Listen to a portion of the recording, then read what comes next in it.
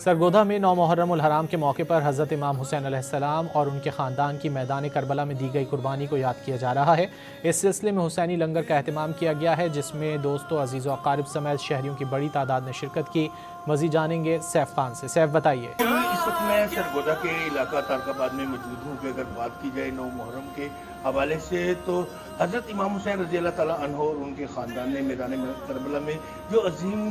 قربانیاں دی تھی اسلام کی سربلندی کے لیے، ان کی یاد تازہ کرنے کے لیے یہاں پر ہر سال حسینی لنگر پکایا جاتا ہے، حلیم بنایا جاتا ہے، اور اس کے لیے ہمارے ساتھ ملک الطاف صاحب موجود ہے جو عرصہ دراز سے یہ لنگر کا کام کر رہے ہیں۔ ان سے بات کرتے ہیں کہ ان کا کیا کہنا آج کے دن کے حوالے سے۔ السلام علیکم جی۔ جی وعلیکم السلام۔ الحمدللہ جی، ہم یہ بہت طویل عرصہ سے پہلے ہمارے والدین، اب ہم یہ سلسلہ جاری رکھے ہوئے ہیں۔ شہدائے کربلا کی یاد میں ہر 9 محرم کو ہم جو ہے وہ یہ لنگر 8 محرم کی رات کو تیار کرتے ہیں، اور 9 محرم کی صبح کو نواسۂ رسول اور شہدائے کربلا کی یاد میں یہ لنگر جو ہے وہ تقسیم کیا جاتا ہے،